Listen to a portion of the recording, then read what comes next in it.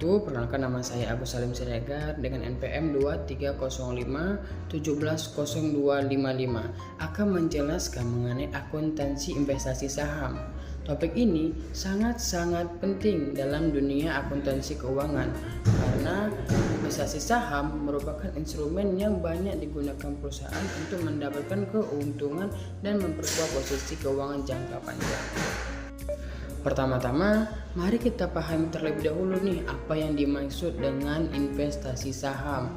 Nah, investasi saham ini adalah penempatan dana dari perusahaan ke perusahaan lainnya dalam bentuk kepemilikan saham dengan tujuan memperoleh manfaat ekonomi di masa depan.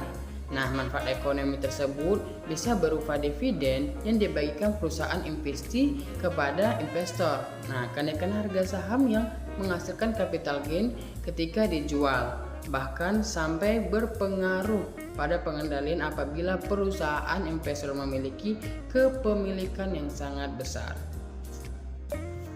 Perusahaan melakukan investasi saham bukan tanpa tujuan. Investasi saham dapat digunakan untuk diverifikasi risiko, artinya perusahaan tidak hanya mengandalkan pendapatan dari operasional saja, tetapi memiliki sumber pendapatan tambahan dari instrumen keuangan lainnya. Seperti ini, investasi saham yang digunakan untuk memperluas jangka panjang bisnis, memperluas jaringan bisnis, memperkuat relasi antar perusahaan, dan membantu perusahaan mencapai strategi bisnis tertentu melalui kepemilikan saham. Sebagai gambaran contoh nih, misal nih PTA membeli saham PTB sebesar 10% dari total saham yang beredar. Oke. Nah, kepemilikan saham 10% ini tadi biasanya tidak membuat investor memiliki pengaruh yang signifikan terhadap kebijakan perusahaan investasi. Nah, tetapi perusahaan A sudah bisa mendapatkan manfaat ekonomi berupa dividen jika PTB menyebarkan laba atau membagikan laba. Nah, contoh lainnya itu jika PTA membeli saham PTB sebesar 20% saham sebuah perusahaan ini, biasanya itu sudah dianggap punya kemampuan atau mempengaruhi kebijakan perusahaan tersebut. Misalnya mengatur besaran dividen, arah strateginya, ada strategi bisnisnya, atau keputusan rapat umum pemegang saham. Dalam akuntansi, perlakuan terhadap investasi saham harus mengikuti standar yang berlaku. Di Indonesia, standar akuntansi yang berlaku itu mengatur mengenai instrumen keuangan antara lain PSAK 50, PSAK 55, dan PSAK 60. Nah, standar ini menjelaskan mengenai klarifikasi instrumen, pengakuan awal, pengukuran selanjutnya, dan penyajian dalam laporan keuangan. Di Indonesia juga mengadopsi IFRS nih, sehingga pencatatan akuntansi investasi saham di Indonesia sudah sejalan dengan standar internasional. Mengapa standar PSAK ini penting?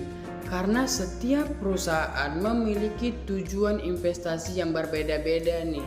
Ada perusahaan yang berinvestasi untuk jangka panjang, ada juga yang berinvestasi untuk jangka pendek, dan ada yang berinvestasi hanya untuk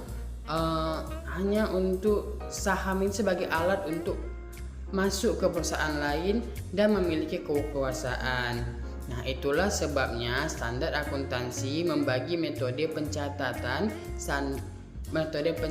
menjadi beberapa metode. Nah, gitu. Tergantung pada seberapa besar tingkatan kepemilikan dan pengaruh yang dimiliki perusahaan terhadap investasi.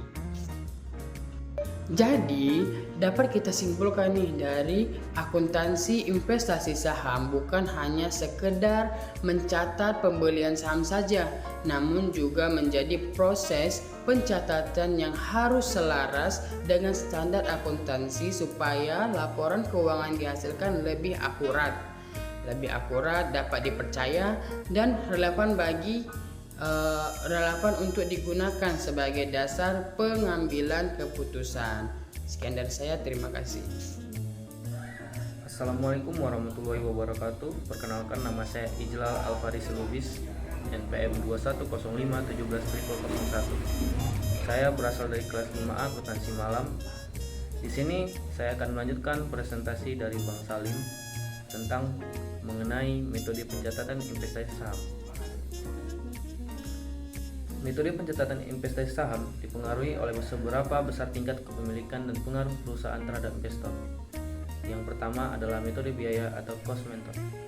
Metode ini digunakan apabila kepemilikan saham kurang dari 20% dan investor tidak memiliki pengaruh signifikan terhadap perusahaan investor.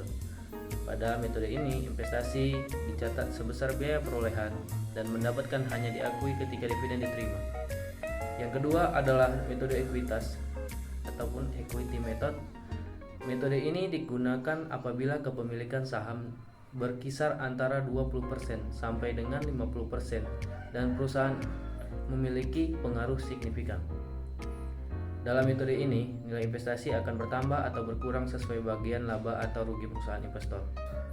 Selanjutnya, pada PSAK terbaru terhadap dua klasifikasi pengukuran nilai wajar, yaitu VOCI dan VTVL atau sering dibilang Fair Value Through Other Comprehensive Income. Berarti perubahan nilai wajar investasi dicatat ke penghasilan komprehensif lain, sedangkan fair value through profit or loss berarti perubahan nilai wajar dicatat langsung ke laba rugi periode berjalan.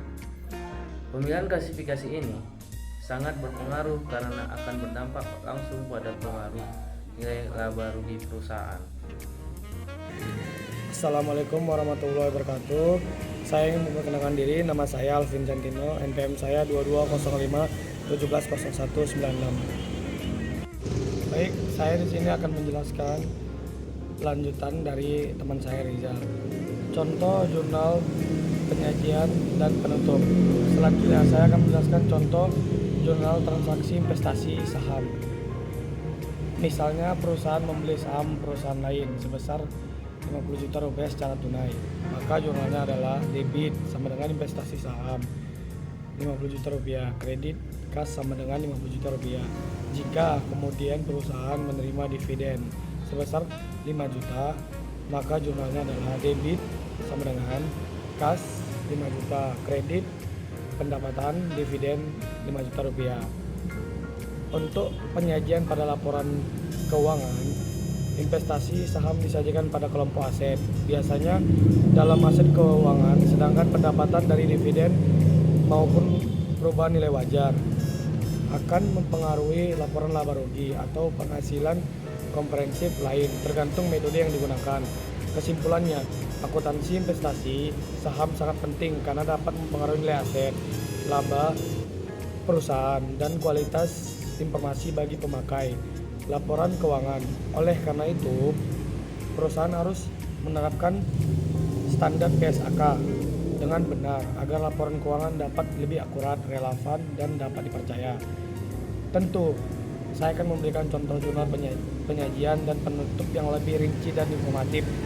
Contoh jurnal transaksi investasi saham yang lebih detail. Selanjutnya, contoh jurnalnya saya akan jelaskan. Contoh pertama dari pembelian saham. Misalnya PT ABC membeli 10.000 lembar saham PT XYZ dengan harga 5 juta, 5.000 per lembar secara tunai. Total investasi adalah Rp 50 juta. Jurnalnya adalah tanggal akun debit kredit, tanggal investasi saham 50 juta, kas sama dengan 50 juta, pembelian saham PT XYZ. Baik, contoh kedua, penerimaan dividen. Kemudian PT ABC menerima dividen dari PT XYZ sebesar Rp 500 per lembar saham. Total dividen yang diterima adalah 5 juta. Jurnalnya adalah tanggal sekian debit per rupiah, kredit per rupiah, tanggal kas sama dengan 5 juta, pendapatan dividen 5 juta, penerimaan dividen. Contoh 3, penjualan saham. Jika PT ABC menjual 5.000 lembar per saham PT XYZ dengan harga Rp 6.000 per lembar, maka total penjualan adalah 30 juta rupiah. keuntungan dari penjualan saham adalah 6.000 dikurang 5.000 kali 5.000 sama dengan 5 juta. Jurnalnya adalah tanggal akun debit sama dengan berapa totalnya, kredit berapa totalnya per rupiah. Tanggal kas sama dengan 30 juta rupiah. Investasi saham PT XYZ sama dengan 25 juta. Keuntungan penjualan saham 5 juta. Penjualan saham PT XYZ. Penyajian dalam laporan keuangan. Untuk penyajian pada laporan keuangan neraca investasi, saham disajikan dalam kelompok aset. Jika investasi bersifat jangka pendek kurang dari 1 tahun, maka disajikan sebagai aset lancar. Jika investasi bersifat jangka panjang atau lebih dari 1 tahun, maka disajikan sebagai aset tidak lancar atau investasi jangka panjang. Laporan laba rugi, pendapatan dividen disajikan sebagai